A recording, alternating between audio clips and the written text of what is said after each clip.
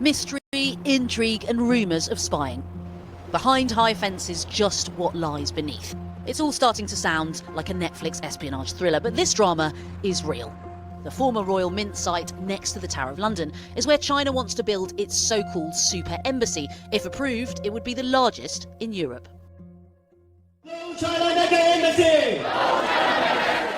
Not if they can help it. Today, hundreds protested outside the proposed embassy. We should absolutely concerned about their human rights record and their track record and how they use this diplomatic tool as, a spy hub survey on British people here in the UK. The Chinese mega embassy is a threat to our national security. It's heartbreaking to see that the Chinese influence is now reaching its hands over to the UK. What's the danger, do you think?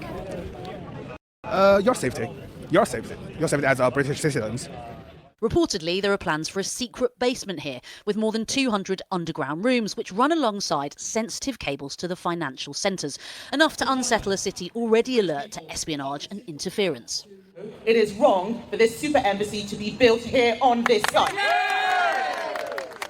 It's understood that MI5 have already signed off the plans, and security experts say any secrecy isn't an uncommon part of the diplomatic game. However, this former Foreign Secretary thinks it could be a dangerous move. And don't forget that in Manchester, in the consulate there, they actually dragged a protester onto their ground and beat them up. Nothing ever happened to them. Nothing. The government was weak. I mean, MI5, it's understood, have signed this off. Do you know better than MI5 in terms of No, security? we know many people in MI5 who go, no. Okay? When government asks MI5 to say something nice, well, we can cope with this. Really? Allegedly. Allegedly. A spokesperson for the Chinese embassy strongly condemns what they called the despicable slandering by anti-China elements. While the government say it's taking everything into consideration before its final decision, but Beijing's patience has been wearing thin. Last year, China warned of consequences amid an escalating row over its delayed application. And in what could be a headache for the government, its own Labour MPs are opposing the plans. I am in no doubt that this mega embassy should not be allowed to go ahead. My constituency, Stratford and Bow, is home to one of the largest Hong Konger populations in our country. They tell me how scared this proposed Chinese mega embassy is in our neighbouring constituency in East London. But this is no ordinary planning row. The devil's in the detail. It's about power, security and money. The relationship with China is worth billions to the UK economy. And in the age of Trump and tariffs, Western governments are frequently turning to Beijing. Welcome. Take Mark Carney, the Canadian Prime Minister, visiting this week to secure a trade deal in a new world order. A decision is expected next week. It won't just shape a skyline, but signal how the UK sees its relationship with the superpower.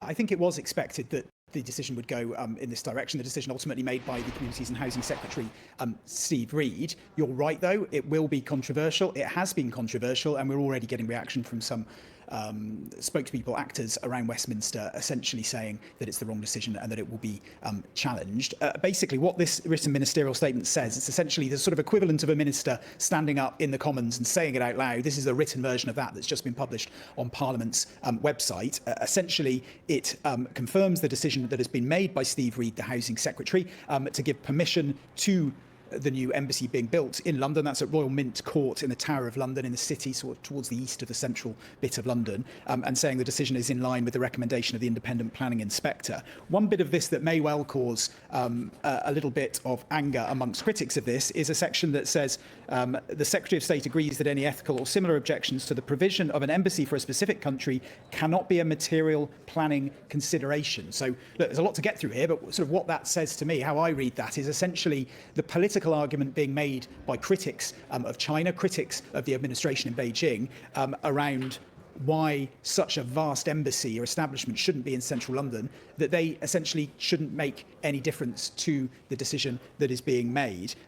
Where does this go from here? Well, I think the most immediate reaction that I'm more interested in, almost than MPs in Westminster, is the reaction that potentially comes when one Donald Trump wakes up in Washington. We know all about his concerns around whether the West, whether the UK and Europe are taking Chinese influence and Chinese strength more seriously enough. That is part of the reason he gave for rather belatedly hitting out at the decision to transfer sovereignty over Diego Garcia, US-UK base, military base, and the rest of the Chagos Islands to Mauritius, because he felt that that sent the wrong message to other big world players like China and like Russia. So how might he react to a huge site like this being approved for redevelopment right in the centre of London to the Chinese. We heard from the Republican House Speaker, Mike Johnson, who's been over in the UK today. He's been speaking to MPs and peers this morning, actually, and in that address this morning, talking about the need to combat countries, undemocratic countries like China. When he sat down with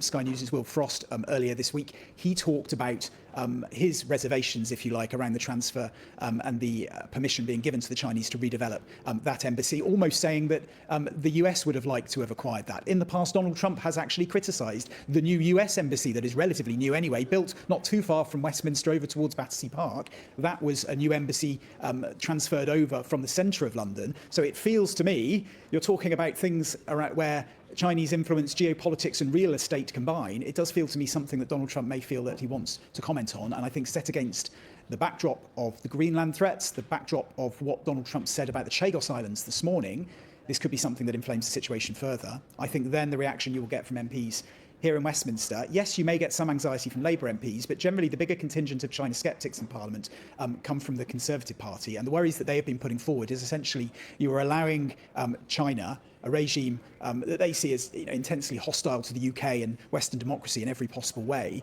to be given a huge foothold, a huge base right in the centre of London, very close to the financial centre of London, the financial centre of the UK, the City of London, and potentially close to vital cables running underneath the ground close to the embassy as well. So they portray this as allowing China to build, bluntly, a spy centre in the centre of London. When you talk to others that know about how this sort of stuff works, though, they say, well, actually, there's a possibility here that security services are more relaxed about this than you may think, because what the building of this embassy would involve is essentially taking several separate Chinese sites that could have been used for intelligence operations and combining them into one site. So if you're MI5, if you're working in the security services and trying to monitor Chinese espionage within the UK, you've potentially got fewer sites to monitor, fewer sites to try and establish what is going on in than you did before. I find it hard to believe that this would have gone ahead if there had been very, very severe reservations made by the security services. Of course, people that have worked in government before, like Dominic Cummings, the number 10 former chief advisor, have said that he believes there were reservations and criticisms made by security services. But I suspect the argument we will hear being made, maybe not on the record, because I guess it's just not how this sort of briefing happens, but more off the record, is that actually when it comes to security, having people in one place could be easier for security services to monitor. And the stuff that actually they are more concerned about security services is the things that they don't know about, the things that the operations potentially being waged by Chinese espionage operatives that they are not so aware of, that are not tied to a set location like this. And then finally, it obviously plays into the broader foreign policy